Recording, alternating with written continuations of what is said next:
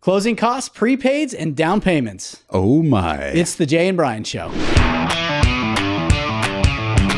Hey everybody, welcome back to the Jay and Brian Show. We're your hosts, as always. I'm Brian. I'm Jay. Every day we answer questions about closing costs and prepaid items and credits and, of course, how much cash am I going to need to bring in to close? And we hear this question all the time. Yep. So today we're going to do our very best to answer real questions from you, our viewers. Yeah, which is awesome. Yeah. But before we get started, Jay, we're going to have another contest. So last week we gave away a $25 Amazon gift card to Melissa H. Melissa, thank you so much for watching our last show. Thanks, Melissa. This week we're going to have another comment contest. So the first person to comment below with the color M&M that our previous guest, the amazing and awesome Shane Sauer, told us that he better not find on air. I remember that. In our M&M funny. bowl. It was awesome. So first person to comment below wins that $25 gift card. All right. For compliance reasons, I have to mention that our fellow settlement service providers, that was a mouthful, unfortunately, you're not eligible for the contest. Sorry, guys. But so here we go. All right. Well, let's start off with this question from Steve W. in Florence, Arizona. Steve writes, how do I know how much I need to bring to close? Well, great question. Steve, that's a great question. So to calculate the total amount of cash that you need to close, you'll need to add your down payment, closing costs, and prepaid items, then subtract any available credits like the earnest deposit on a purchase. Sounds simple, right? That was a complicated formula. I know. It kind of was, huh? You want to give that one again? Well, we tried to make that simple, but not that simple. But this is something that we like to go in kind of in depth and detail with our customers. Absolutely. So if you have any questions on that and how that works, just let us know, or you can leave a comment, or always reach us by phone or email. Absolutely. Yep. So the next question, which is another great one, comes from Brittany P. in Tempe, Jay. Okay. Brittany asks, I want to purchase my first home. How much do I need for a down payment? That's another awesome question. Great Thanks question. for asking, Brittany. Really appreciate it. Well, let's go ahead and break it down for you. So for starters, when you buy a home, a down payment is generally required. And what a down payment is, obviously, is a percentage of the purchase price. It's the amount of cash towards the purchase price that you have to bring in to close.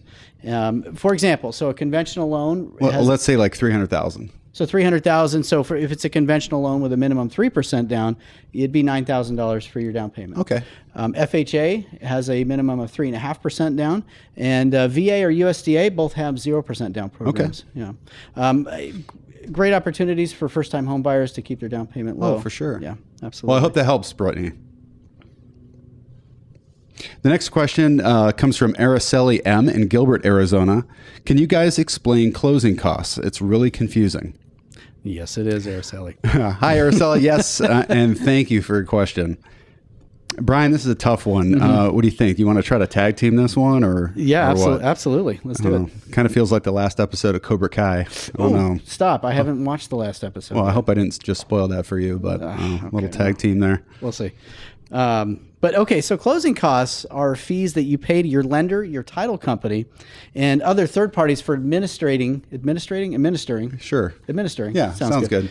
And processing your loan. And so examples of closing costs will include lender fees such as processing and underwriting.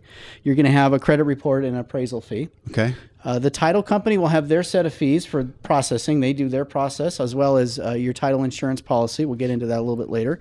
You're going to have certain government fees and taxes, and then you'll also have a fee for recording your deed once you've closed on your house. Okay. Homeowners Association transfer fees is a big one. All this fun stuff. A lot of lenders don't stick those in though in upfront estimates when they're talking to a borrower, and they are very common when you have a homeowners association. They'll charge a fee for transferring it from one owner to the other. And then we won't see that until we actually have a purchase contract. We won't know until we have a purchase contract, right? And in some states, there are attorneys that get involved in the transaction. Arizona's not one of them. Right.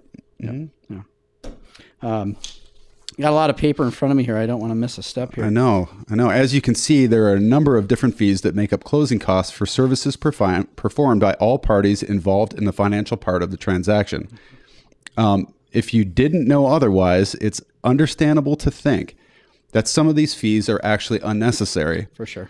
Well, in reality, All of the closing services provided are critical and ultimately ensure your financial and home ownership security. So, Jay, I've been in the business for 10 years, and I bought 2 homes and sold 2 homes before I got into the mortgage business. And I can tell you, I was one of those buyer borrowers who looked at the cost breakdown and went, what the heck? There is no way all of these are earned, and there's got to be some profit padding going on here. But the reality is that that all of these fees and these costs are there for a reason. There are services that are provided for everybody's protection, for your protection from a title standpoint, to make sure that there aren't any hidden liens, like mechanic liens, like some guy did some work, on the house 6 years ago and didn't get paid. That sort of thing, and just making sure that everybody in the transaction is their risk is managed. Oh yeah, yeah. Especially the borrower. The title company has to be covered. Yep. There's research that's done, and the title process, that whole title search is very important. So yeah, and there's lots of different pieces with that, and different people who are doing those different jobs and need to get paid for performing. That's right. Yeah. So prepaid items. Sometimes it can be a little confusing because sometimes it's actually considered part of closing costs. But prepaids are deposits that you make at closing for certain mortgage-related expenses before you've actually incurred them. So examples of your prepaids include homeowners insurance premiums. So you always pay your first full year of homeowners insurance upfront. And that always seems so expensive. 12 months of it. And it's but the reality expensive. is it's there, and it's going to be there, especially on a purchase, or, if we hit that time in the year where those are, the insurance premiums are due, even in a refi, right, where we have to collect these premiums up front. And it looks like it's very expensive, but the reality is that cost is going to be there, and we have to collect it depending on, when it's due at that point in the year. Or property taxes, same thing. Right. So it's not a new expense because of the loan. It's just it's a cash flow timing, right? So you have to start the new loan, you've got to make these new deposits and things, and pay prepaid interest and all these sorts of things that you would incur anyway, but it's just a matter of timing. So property taxes, mortgage interest, and initial escrow deposits. So your servicing company, generally speaking, not on 100% of loans, but on most loans these days, the servicing company who you're sending your mortgage payment to actually makes your property tax and your homeowner's insurance premium payments for you. Yep. So a little bit of each payment each month goes into that. Yep. So that's what that's for. So yeah, these expenses are actually part of the monthly costs of home ownership. And the lender, just like Brian says, will hold on to those, and then they'll make those installments when they're due. So, yeah, out of a escrow account, which is like a bank account. Yeah, it's like a transaction savings account. Mm-hmm. Yep. So let's kind of wrap up by talking about the loan estimate. Okay. Because I think it kind of goes hand in hand, because the loan estimate is where it ultimately details what all of these closing costs and prepaids and all these different things are. So our last question comes from Chrissy in Surprise, Arizona. And Chris asks, why are the numbers on the loan estimate different from what my loan officer showed me? Oh man. Yeah, that's another good one. That's a really great question. It's a great question. And the reality is, Chris, when you receive your loan estimates from your loan officer, they are really just that. They're estimates. Your loan officer doesn't have final escrow costs or HOA transfer fees, doesn't know exactly where the interest rate it might land and if there's discount or not discount. There's a lot of things that obviously we've talked about. So it's really it's the loan officer's best guess. It really is the loan officer's best guess. Early on. So until that loan estimate is issued, it really is the loan officer's best guess. Mm-hmm. So, and once you get under contract and your lender issues a loan estimate, the costs and the fees are pretty well dialed in at that point, but they're not finalized. Yep.